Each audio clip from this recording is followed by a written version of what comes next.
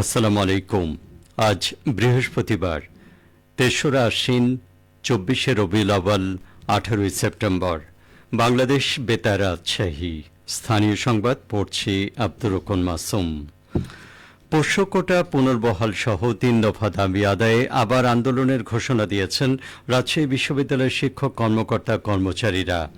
গতকাল বিশ্ববিদ্যালয় শিক্ষক সমিতির এক বিজ্ঞপ্তিতে এই ঘোষণা দেয়া হয়। বিজ্ঞপ্তিতে বলা হয়, আজকের মধ্যে বিশ্ববিদ্যালয় প্রশাসন দাবিগুলো মেনে না নিলে আগামী ২১শে সেপ্টেম্বর থেকে লাগাতার কর্মবিরতি চলবে।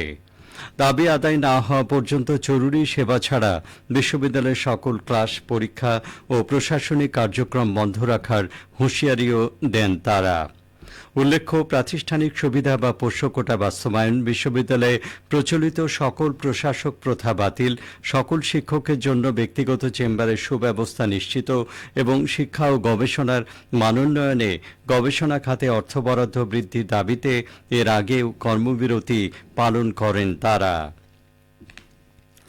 বগুড়ার নন্দীগ্রামে তারুণ্যের উৎসব উপলক্ষে উপজেলা পরিবার পরিকল্পনা বিভাগের আয়োজনে স্কুল স্বাস্থ্য শিক্ষা কার্যক্রম অনুষ্ঠিত হয়েছে। গতকাল উপজেলার বাঁশো মাধ্যমিক বিদ্যালয়ে এই কর্মসূচি পালিত হয়। অনুষ্ঠানে প্রধান অতিথি ছিলেন জেলা পরিবার পরিকল্পনা বিভাগের উপপরিচালক প্রসেনজিৎ প্রণয় মিশ্র। পরিবার পরিকল্পনা পরিদর্শক মোহাম্মদ এনামুল হকের সঞ্চালনায় এবং বিদ্যালয়ের প্রধান শিক্ষক মোহাম্মদ বেলাল হোসেনের সভাপতিত্বে এতে বিশেষ অতিথি ছিলেন সহকারী পরিচালক ডাক্তার মোহাম্মদ শামসুজ্জামান ও সহকারী উপজেলা পরিবার পরিকল্পনা কর্মকর্তা গোলাম ফারুক। অনুষ্ঠানে প্রায় ১০০ জন শিক্ষার্থী অংশগ্রহণ করে।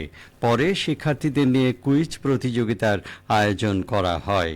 প্রতিযোগিতা শেষে বিজয়ীদের হাতে পুরস্কার তুলে দেন প্রধান অতিথি। নাটোরের ঐতিহ্যবাহী জয়কালী মন্দির সহ শহরের মন্দির এবং পূজা মণ্ডপ সমূহে দুর্গাপূজা আয়োজনে নিরাপত্তা ব্যবস্থা পর্যবেক্ষণ করেছে জেলা পুলিশ। গত রাতে এই পর্যবেক্ষণ কার্যক্রমের নেতৃত্ব দেন পুলিশ সুপার মোহাম্মদ তারিকুল ইসলাম।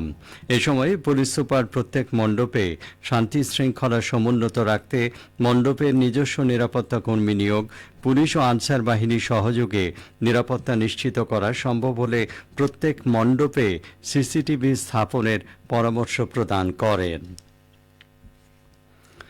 নওগাঁর হাসাইগাড়ি বিলে কৃষক বিদ্রোহ আন্দোলনের নেতা মরহুম আস্তান মোল্লার স্মৃতি স্মরণে স্থানীয়দের আয়োজনে ঐতিহ্যবাহী নৌকাবাইচ প্রতিযোগিতা অনুষ্ঠিত হয়েছে।